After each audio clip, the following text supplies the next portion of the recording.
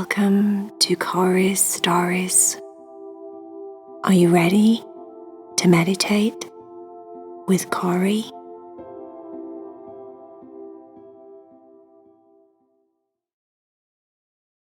Hi friend, don't forget to subscribe, say that you like the video, and also press the bell so that you get notifications every time I make a new video.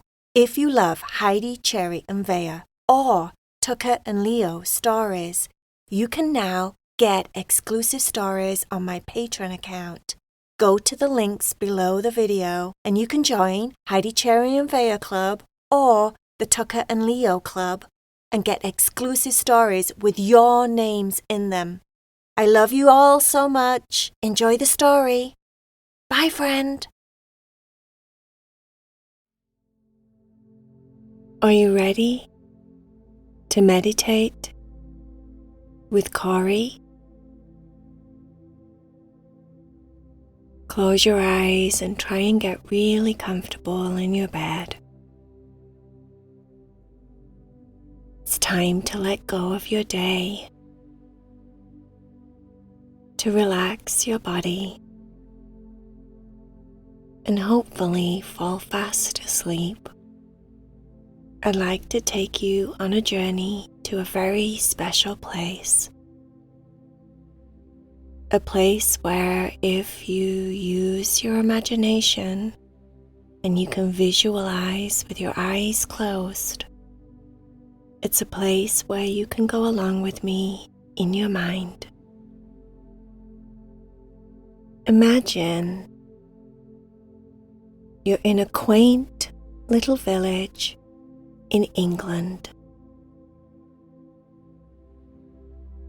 All of the houses in the village look like quaint cottages with thatched roofs and stained glass windows.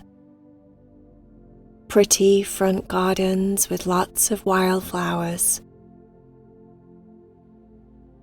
The people in the village all seem very happy and pleasant to each other, walking around just like you are, going about your day. The road that you're walking on is cobblestone, and it looks like it could have been made hundreds of years ago. Everything about this quaint village that you're walking through feels old and ancient. It has a feel of safety and family, like everyone knows each other. The place that you're going to today is somewhere you haven't been before. One of the nice people in the village told you all about it, and you're very excited to go there.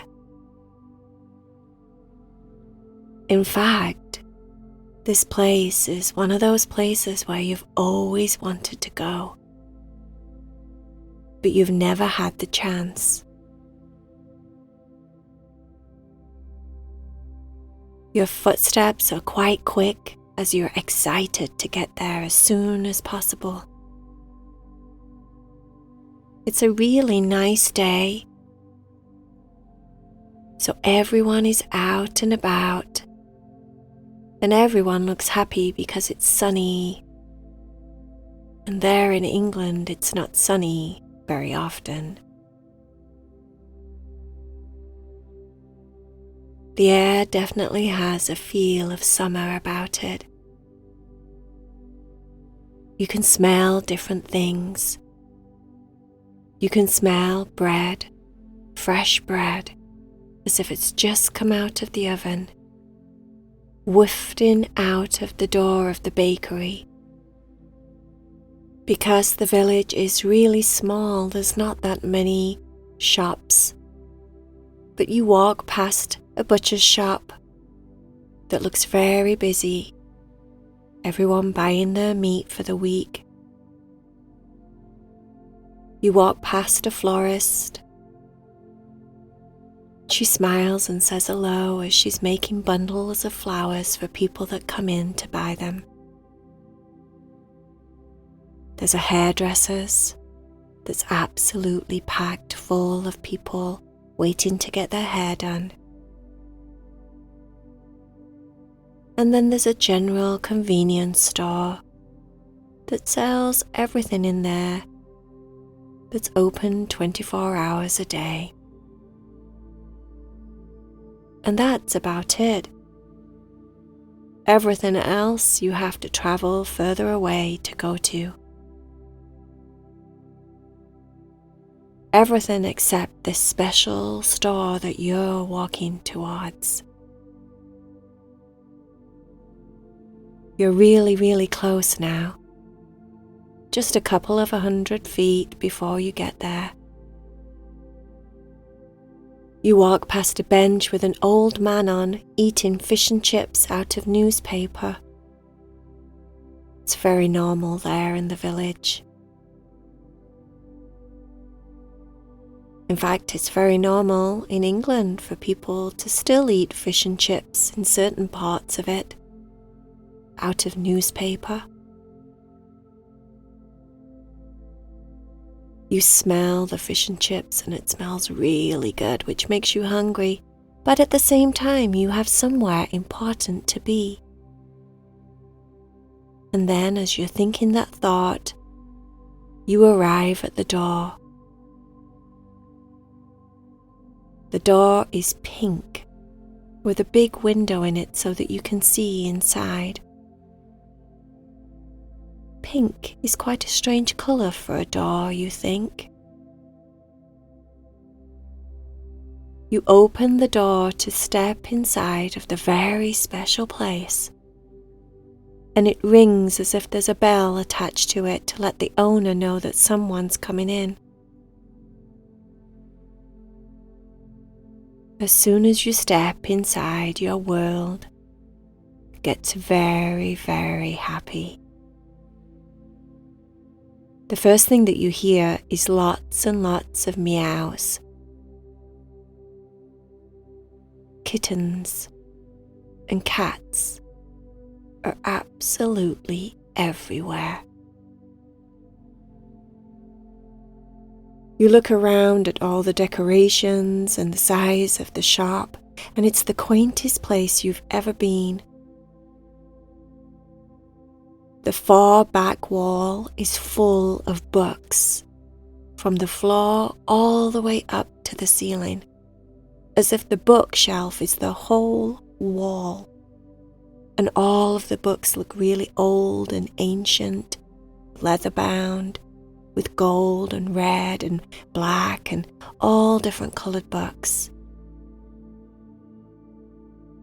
There's a couple of big, comfortable-looking leather chairs, a sofa on another wall that looks big and soft and comfortable. It's blue and it's velvet.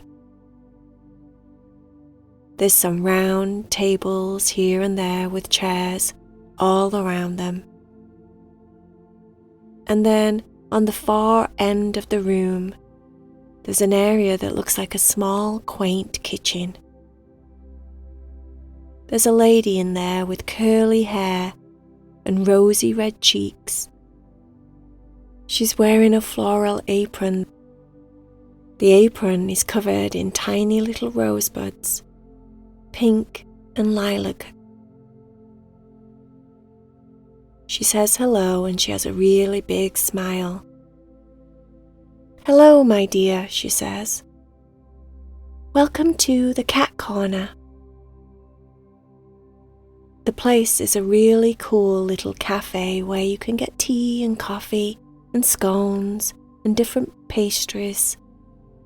And while you sit and drink your tea, your English cup of tea, you can relax and play or just watch all of the cats and the kittens that are walking around and climbing on things and playing as freely as they wish. They either come and say hello or they don't.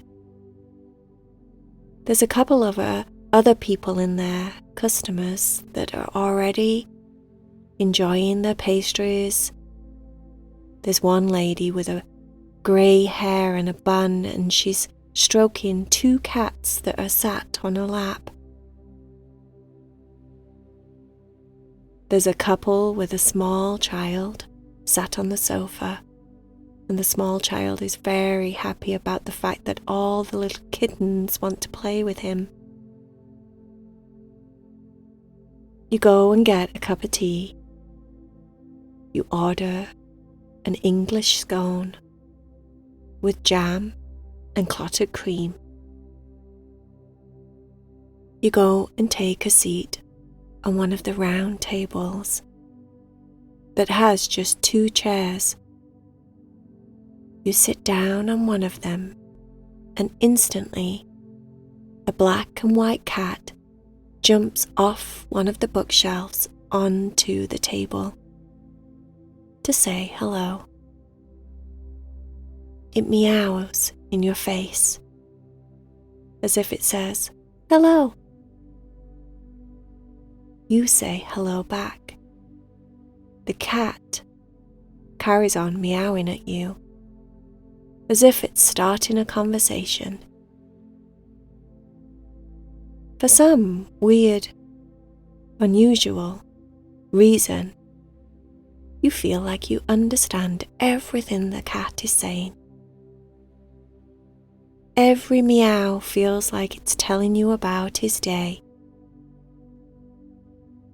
And you respond by telling the cat how you feel, how your day was, and how you look forward to meeting some of its friends.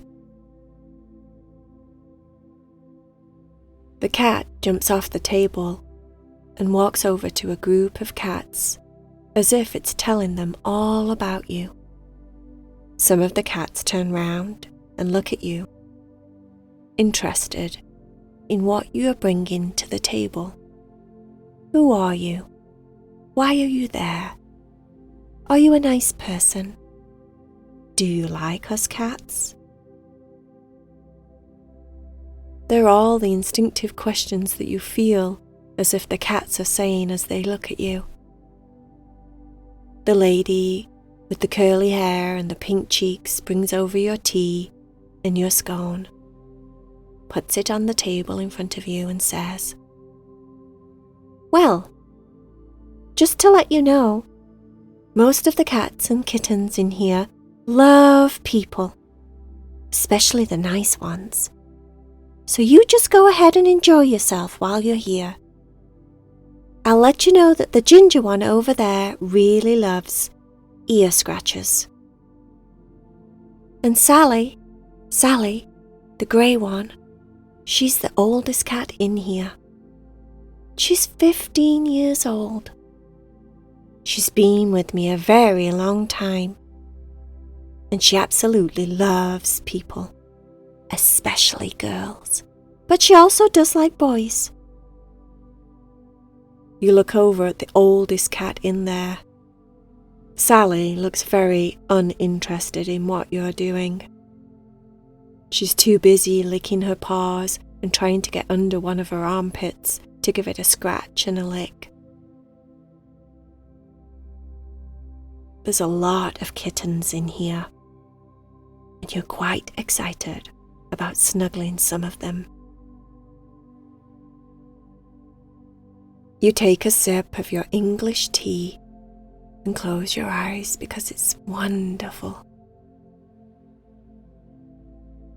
And as you close your eyes, the sound of all the cats purring and meowing and scratching and licking gets really, really loud inside of your head. And you love it. When you open your eyes, you've already decided that you love everything about this place. And when you're older, you're definitely going to have a cat corner just like this. Maybe it's in America somewhere. Maybe it's in Ireland or Scotland. Maybe it's in Canada or Russia or Belgium or Switzerland. or France. Maybe it's in Germany. Maybe it's in Timbuktu. It doesn't matter. Wherever you settle, you think that you would love to be that older lady with the curly hair and the apron and the rosy cheeks and the nice smile. Or maybe you would be an older gentleman with glasses perched on his nose, as if you're just like Geppetto in Pinocchio, with rosy red cheeks and maybe a cute big belly like Santa. Who knows? But either way, you have a cat corner all of your own, and everyone is welcome. It's the bestest place ever. You take a bite of your scone that you've put the cream and jam on, and it's the bestest thing you've ever tasted. The scone is cooked to perfection and it melts in your mouth, and the clotted cream is creamy and rich and sweet. Oh my goodness, and the jam is homemade and it tastes like nothing you've ever had out of a jar. You love this place. This quaint little village in England with all the houses that look like they've been drawn for a fairy tale in a storybook. The cobblestoned roads and the sweet people. You feel very happy and comfortable in the cat corner. Before long, there's kittens crawling all over you. You're glad that you wore trousers, because they would have scratched your legs so much. You stay there for about 2 hours and have 2 cups of tea. The second one you try with sugar. Oh, and it's so good. You play with almost all the cats in there, walking around sometimes, just giving them a stroke or a tickle or a scratch.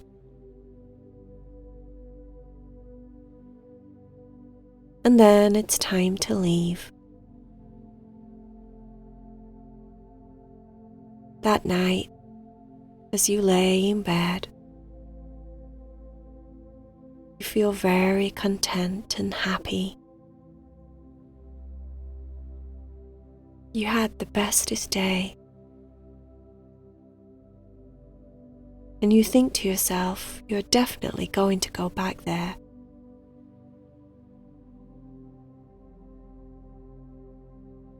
You close down your eyes and relax your body, letting all of your muscles get soft. Your bed is super comfortable and warm. And everything is just perfect in the world.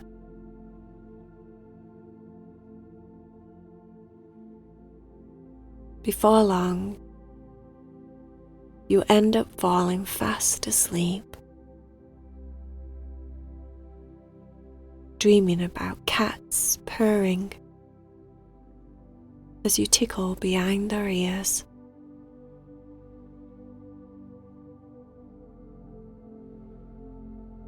The end.